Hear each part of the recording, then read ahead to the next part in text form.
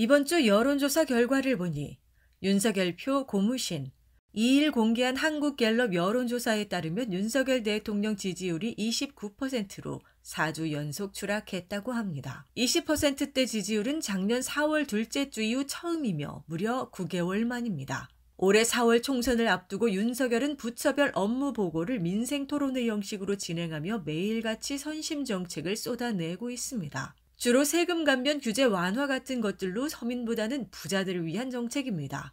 이를 위해 상속세가 주식시장 발전을 막아 중산층과 서민에게 피해를 준다는 황당한 논리까지 펼치고 있습니다. 이를 보수 언론들은 열심히 찬양하며 띄워주고 있습니다.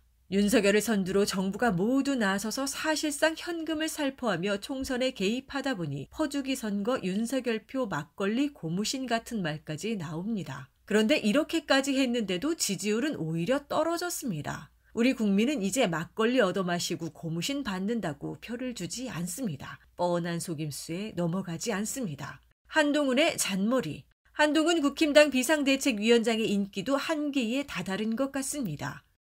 위의 여론조사에서 장내 정치 지도자 선호도를 조사했는데 이재명 26%, 한동훈 23%가 나왔습니다. 1월 조사 결과에 비해 각각 3%, 1% 오른 수치입니다. 온갖 언론들이 나서서 한동훈 찬가를 불러댔지만 먹히지 않나 봅니다. 여기에는 한동훈의 비호감 언행도 한몫합니다. 한동훈이 사직에서 야구를 봤다고 했지 사직구장에서 봤다고 한 적은 없다며 오마이뉴스 기사에 대해 언론중재위원회에 정정 보도를 신청한 것을 두고 사람들은 좀스럽다, 대선 주자라더니 잔머리만 굴린다, 정치인이 아니라 사춘기 중학생같이 유치하다는 반응을 보입니다. 또 한동훈은 민주당이 윤 대통령의 당무 개입을 고발한 것을 두고 기자들에게 그 사람들은 저를 대통령님의 아바타라고 부르지 않았느냐, 제가 아바타면 당무 개입이 아니지 않느냐라고 빈정거렸습니다. 도대체 무슨 말을 하는 것인지, 말인지 막걸리인지 모를 소리를 횡설수설한 겁니다. 본인이 윤석열 아바타임을 인정한 건지, 윤석열 아바타가 아니라고 주장하는 거라면 당무 개입은 맞다는 논리가 되는데 자기가 무슨 말을 하는지 알고서 저런 말을 하는지, 정말 이런 멍텅구리 짬뽕 같은 말장난이나 하는 자가 무슨 정치인이라는 건지 어처구니가 없습니다. 윤석열은 입만 열면 온통 뻔뻔한 거짓말이지만 그래도 굵직하게 큰 거짓말을 하는데, 한동훈은 잔머리를 굴려가면서 잔챙이 모습만 보이니 윤석열만큼의 인기도 얻기 힘들 것으로 보입니다. 국힘당도 민주당에 역전당해.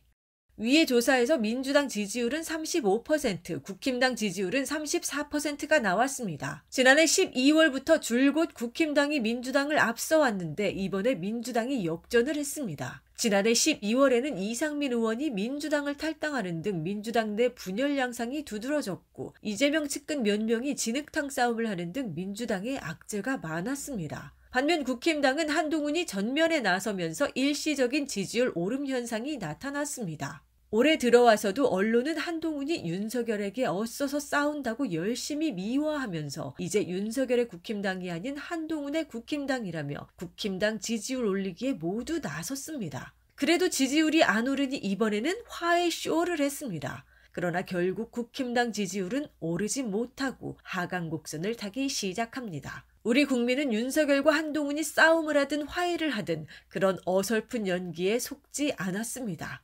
김건희 문제.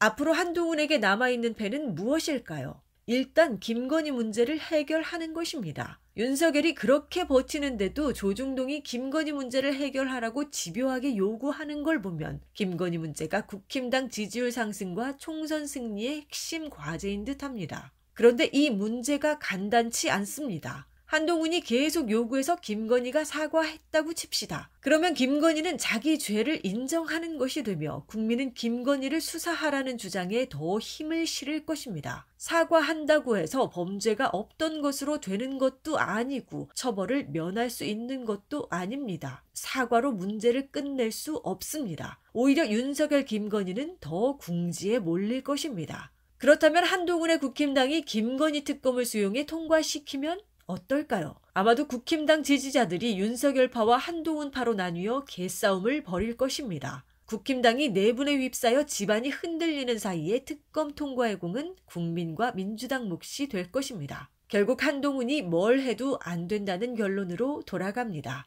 안보와 경제. 원래 정권과 여당은 안보와 경제를 풀어야 합니다. 이것만 잘하면 나머지는 별 문제가 되지 않습니다. 예를 들어 윤석열의 압박에 북한이 굴복해 핵무기를 폐기할 테니 선제 타격 정책을 폐기해달라고 하면 김건희 비리쯤이야 눈에 보이지도 않을 것이고 윤석열 지지율은 80%를 넘게 될지도 모릅니다. 바이든 미 대통령이고 구테르스 유엔 사무총장이고 유럽연합 고위 인사들이고 모두 윤석열에게 날아와 찬사를 연발할 것입니다. 어쩌면 윤석열 김건희는 노벨 평화상을 타게 될지도 모릅니다. 아마도 남북 문제 제가 좀 나설 생각이에요 정말로 라고 말했던 김건희의 머릿속에 이런 그림이 있지 않았을까 싶습니다. 그러나 현실은 정반대입니다. 북한은 대한민국을 초토화하겠다. 핵무기로 전면 공격해 점령하고 평정 수복 편입을 하겠다고 선언했습니다. 미국도 이번엔 진짜 위험하다. 장난이 아니다며 바짝 긴장하고 있습니다. 그토록 북한에 강경하던 윤석열도 계획했던 육상 완충구역 포사격 훈련을 중단하니 사람들은 윤석열이 꼬리를 내리고 북한에 당하고 있다는 평을 하는 영국입니다. 그리고 윤석열 때문에 전쟁 난다며 탄핵 요구만 더 확산하고 있으니 안보로 점수 벌 일은 없을 듯하네요.